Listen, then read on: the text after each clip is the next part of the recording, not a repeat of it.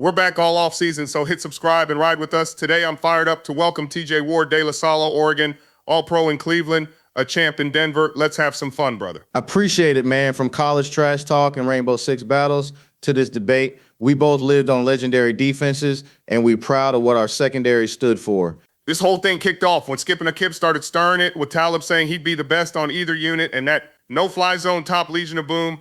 I had to answer that. Our style was press man, heat from everywhere, and two all-time rushers in DeMarcus and Vaughn. The pass rush and back end fed each other, and while your tuna 13 numbers beat ours, our offense turned it over a ton, which kept putting us back out there. People act like we sat in soft zone, but on money downs, we played man and got in your face. In that Super Bowl, we studied Denver's tempo. We weren't just living in one call either. We mixed man, quarters, 6, 8, and fire zones, communicated everything, and still dominated a stacked Carolina team with an MVP quarterback. Simplicity can be a weapon when you've got high IQ dudes who know how to disguise, rotate, and steal throws.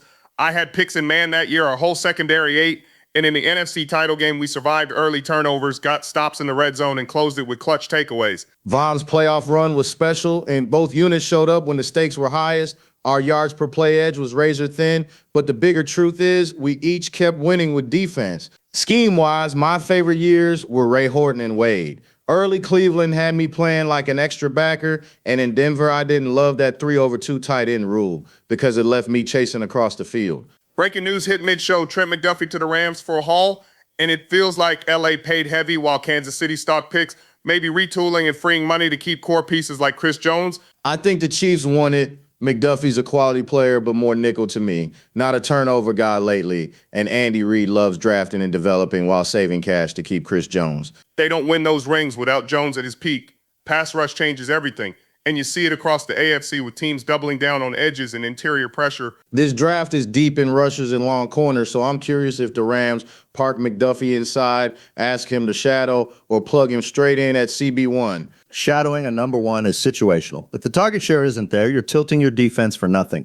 So you've got to pick your spots. There are value corners out there too, and the Rams live in win-now mode anyway. They've dealt first-rounders for years because McVay's chasing trophies with Stafford. All love to your group. We're competitive and proud, but real ones respect great defense wherever it shows up. Y'all decided no-fly zone or Legion of Boom. Drop it in the comments and catch Safety First and the Richard Sherman Show everywhere. Thanks for rocking with us. You could be anywhere, but you're here, and we appreciate it. Follow both shows on YouTube and keep the debate going.